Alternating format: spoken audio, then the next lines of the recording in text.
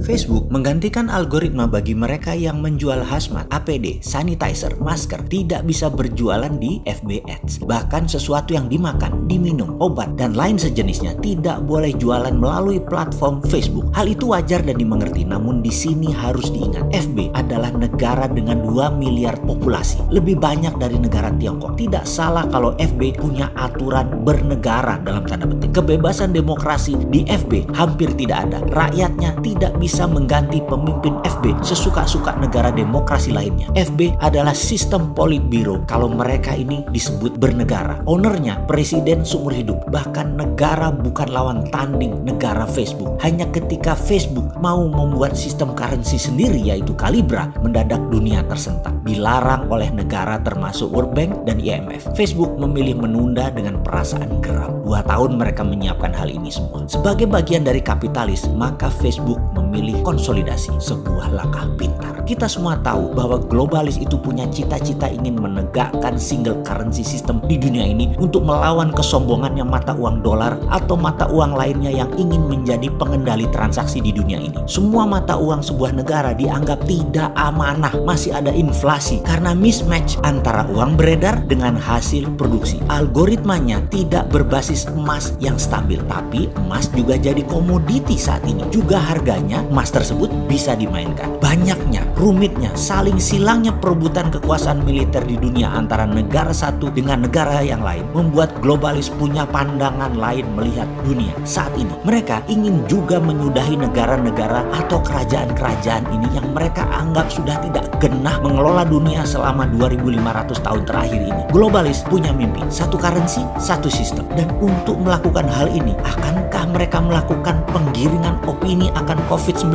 ini? Percayakah bahwa tanpa sosmed, Instagram, Twitter, WhatsApp, Facebook, dan lain sebagainya, pencitraan COVID akan berbeda efeknya pada saat ini? Apakah ini disengaja? Terlepas COVID ini direkayasa atau tidak direkayasa, namun cuitan dan propaganda saling silang di sosmed mempengaruhi 80% pemikiran pengambil keputusan bernegara dan bermasyarakat. COVID mematikan atau tidak, dunia kesehatan menambah 1 bahkan lebih item akan tindakan medis untuk penyakit efek COVID. Slowdown ekonomi dunia ini direkayasakah? Matinya dunia pariwisata, matinya dunia properti, matinya dunia kendaraan bermotor, juga matinya dunia transportasi udara saat ini. Tidak gampang merecovernya. Akan dibukanya PSBB hampir berbarengan di seluruh dunia, tetap membuat kalangan menengah atas enggan bergerak cepat. Kalangan menengah atas sangat aware dan waspada. Mereka kuat masih menunggu sampai akhir tahun pun mereka masih kuat. Sementara menengah atas di Indonesia mungkin hanya populasinya 20%. Namun 80% ekonomi Indonesia mereka yang memainkannya. Mereka masih kuda-kuda. Mereka masih penuh curiga. Setidaknya mereka memilih hati-hati. Tidak ujuk-ujuk, tidak sekonyong-konyong membanjiri mall, memberi Hermes, memberi Chanel, membeli Rolex. Enggak juga. Benar pasar ramai. Benar semua terlihat ramai. Namun daya beli dan transaksi di bawah di kelas C dan D tidak terlalu signifikan. Tidak seketika dibuka PSBB mendadak orang